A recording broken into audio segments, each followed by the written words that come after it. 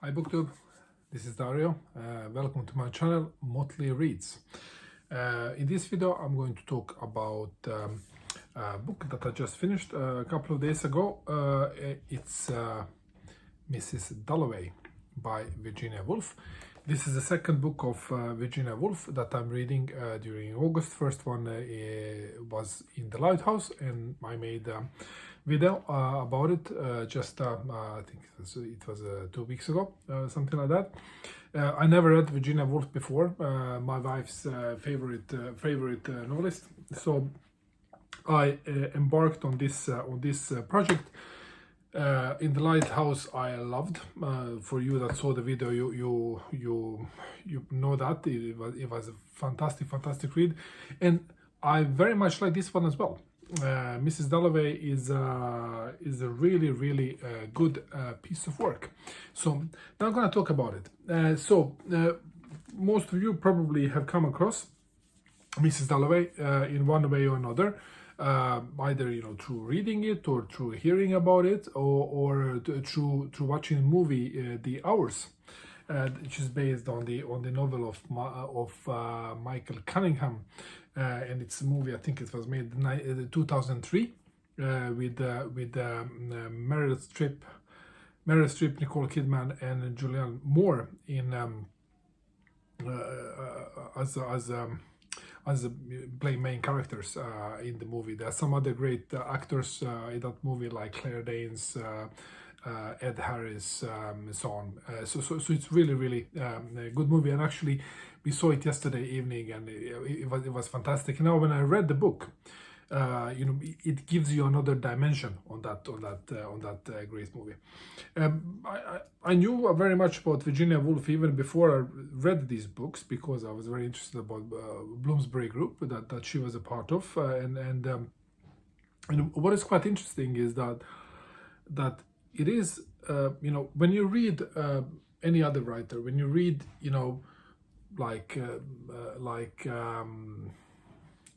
I don't know, let's see, like Jane Austen.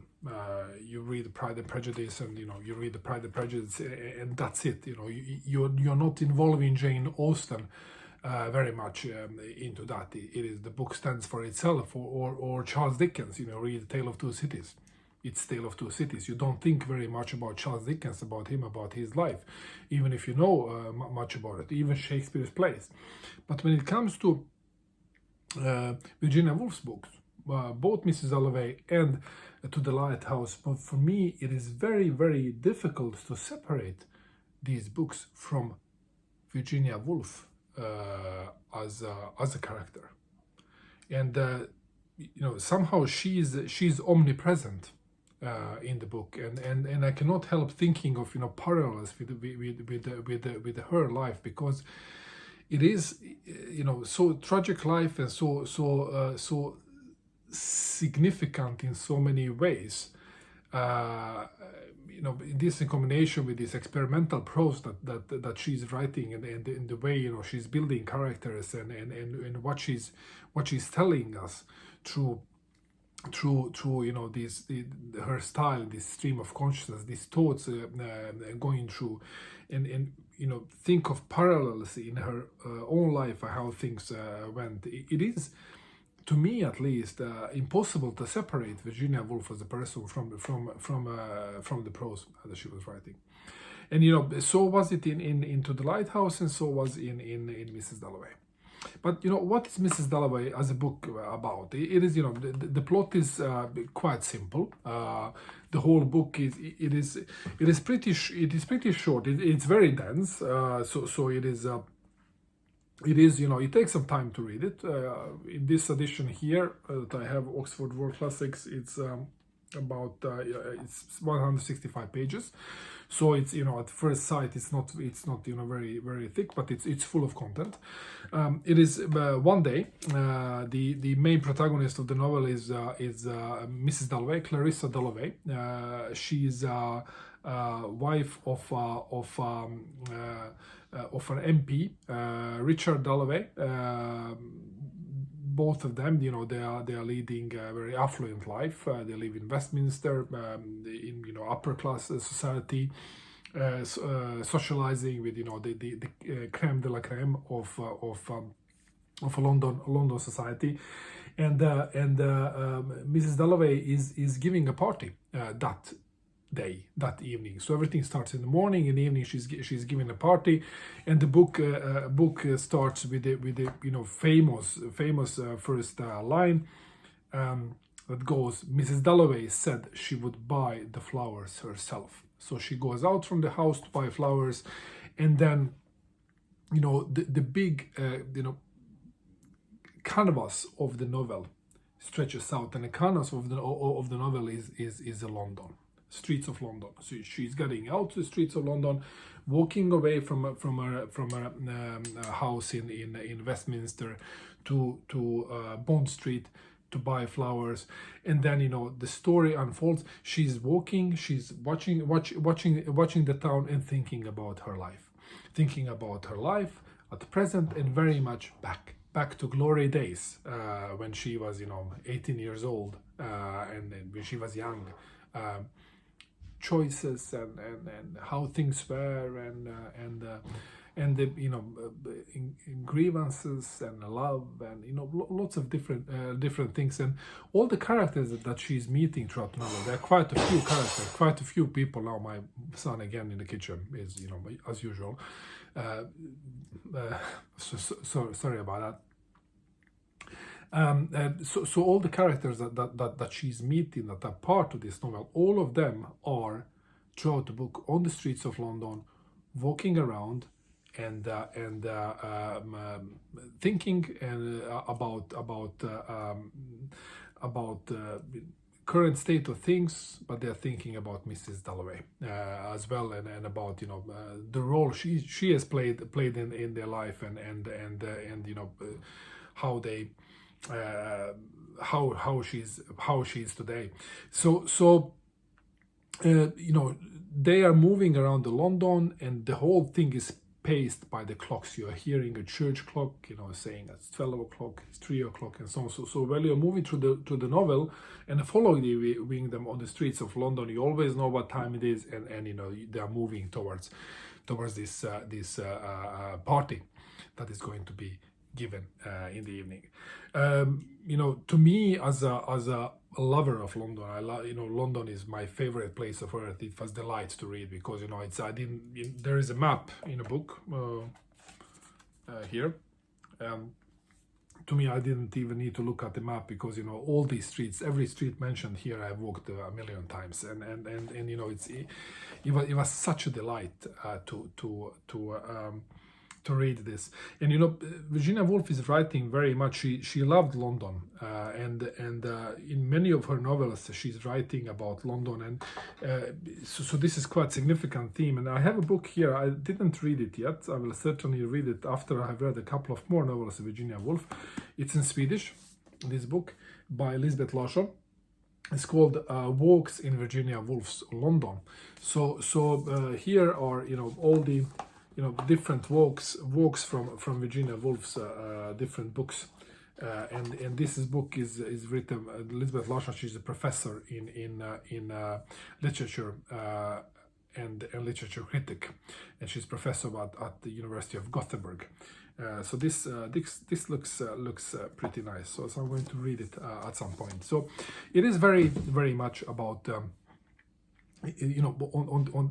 on this canvas that is used as a font, on which the picture of the novel is continuously developing. It's very, very beautiful thought. The writing of Virginia Woolf, as into the Lighthouse, it is this stream of consciousness type of writing where there is again not very much of a dialogue. Most of the music happens in the heads of the people, and they are thinking quite a lot, existential thought, and this is experimental writing style. She wrote Mrs. Dalloway before she wrote To the Lighthouse, and in Mrs. Dalloway she develops this stream of consciousness, and when the novel came out, it was really sensation, and it was quite controversial. Not everybody liked it, because it is a new way of writing, and it is quite difficult. You can't just just read it while doing other things. You really need to focus in order to be able to to get it. Otherwise, you are lost, really.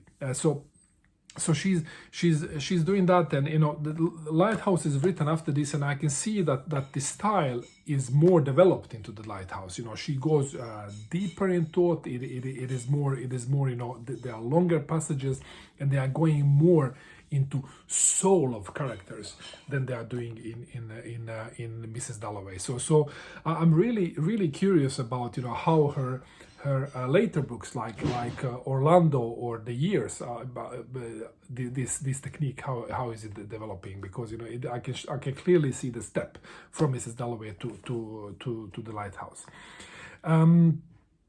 These in her writing also, she has built up the book.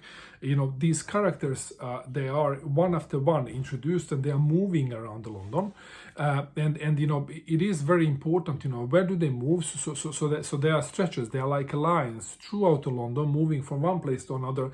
But at the end, they almost all of them, except of one, converge at the party. So that's also kind of a technique that she's using. This like this geographical thread weaving together with the story weaving. So it is like there are two types of threads that are overlaying each other into this final web that she's creating. So it is quite interesting way of putting it. And this stylistic approach to writing, many people are trying to do these stylistic innovations, but typically to me it becomes quite flat, or too just esoteric, difficult to grasp. But this was just enough, and this is just right kind of innovation in style, I would say, at least to me. So we're all different. Now, characters in the book, it is obviously Mrs. Dalloway.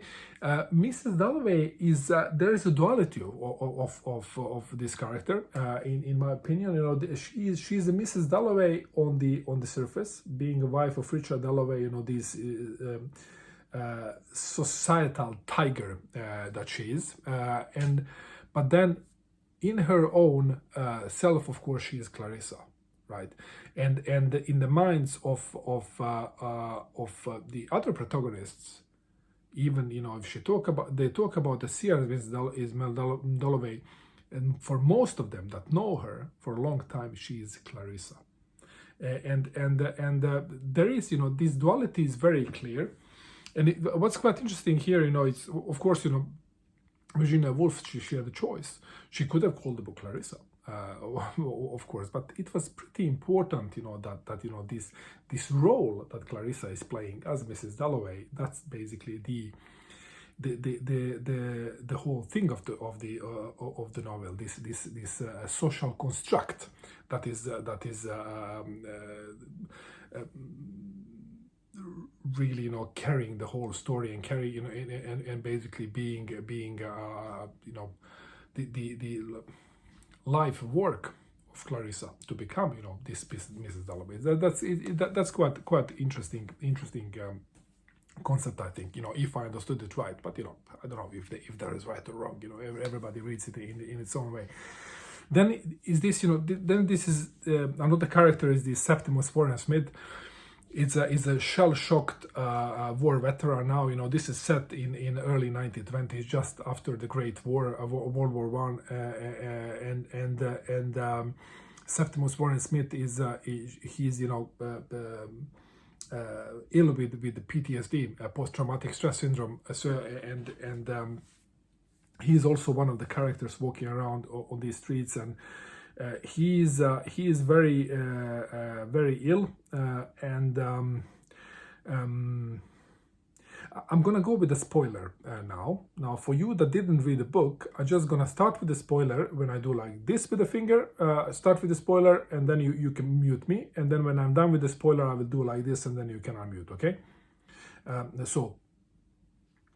So Septimus Smith, he dies in a book. He's feeling very ill mentally. He's not at all helped by this posh doctor that he's visiting, and it clearly there you have this social social stratification theme here, but also you have this mental health issue. That when he dies, he commits suicide, he jumps window, and Virginia Woolf, just a couple of years before, she also tried to commit suicide by jumping through the window, and as you know, she finally succeeded in committing suicide many years later. I think it's in 1941. But I cannot help thinking of Septimus Warren Smith as being Virginia Woolf's ill alter ego in this posh society context. She grew up in a posh context herself, and maybe her illness was something that was outside of that context as Septimus, and that's why Septimus is not invited to the party in any other way than as dead. So basically, death attends the party because he has departed in a way he did. So quite a complex character, Septimus Warren Smith. Good. So now you who didn't want to see the spoiler, you are back. Okay, welcome back. So another characters here, Peter Walsh, eternally in love, guy. What happened with my life, the choices I made, that kind of a character. You have a Lady Rossiter, Sally, the youth friend slash crush of Mrs. Dalloway. You have Doris Killman, the German governant of Mrs. Dalloway's daughter that hates Mrs. Dalloway and hates all these rich people. You have Lady Bruton, Millicent, Lady Bruton, who is completely living in a stratosphere in her thoughts of imperial might of Britain, and how she as a nobility can control the destinies of the people. So then there is this quite a rich cast of characters in the book, and for such a short book, there are a lot of people there, but it's so beautifully interwoven. And the theme of this book, it is like in the there is a this underlying theme, like in the other book, To the Lighthouse, these existential questions, not very much so as in To the Lighthouse, because again, stylistically, the more developed she got, the deeper she got into the souls of the characters. Here she didn't really do that. Here is more of a social commentary that is coming through, and that is basically less a psychological study and more kind of social commentary, and you can feel the presence of war. And the book is very much it is set around aftermath of the Great War, how the society is impacted in all its different layers. Also, the theme is class divide. You can clearly see class divide, both between the upper class society, of Clarissa Dalloway, and difference between her and her friends, the German governess, Miss Killman and Septimus Smith. There is a clear stratification, and you can't pass between the layers. But also within you have within the layers, you have a cousin of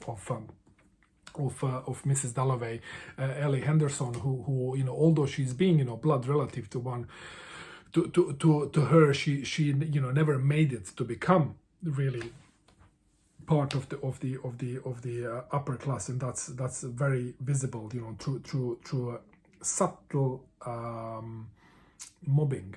I don't know mobbing if that is the English word. I think it's English word. When you kind of subtly keeping somebody outside, kind of. I'm not sure if I'm using it right. But I hope you understand what I mean. And also one theme here that I don't know if she had intended that to be a theme, but you know, for us reading the book, you know, 100 years later, it is, you know, definitely one theme is the decay of British Empire. And the decay of British Empire, really, you know, I don't know how evident it was, you know, back in 1920s. It is definitely evident today, and we can see that during the last 100 years, the empire just vanished. And now it's kind of, you know, struggling in some kind of, you know, final stages, and it feels, you know, I don't know if it's that we are kind of, you know, tainted by knowing the history, what happened, you know, after 1920s, and you can read it in that way, or she already felt at that point of time. Now things are going apart, both, you know, the society in London, London versus countryside, Britain versus colonies, India, Canada, and all these things, everything is kind of cracking up. You can really feel it here.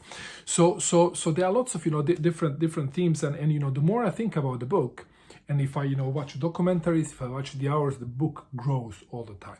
So this is definitely, you know, one of these you know, monumental reading experiences that you have in your life. You know, if I would rank these books to The Lighthouse and Mrs. Dalloway, I enjoy them extremely much, both of them. To The Lighthouse, perhaps a bit higher, but still Mrs. Dalloway stands as a fantastic work of fiction. So, you know, I can warmly recommend to anybody that didn't read it. You know, let me know what you think about Mrs. Dalloway, or if you want to leave any comments to this review. If you think that I got something wrong, you know, please do tell me. And you know, until then, thanks for watching.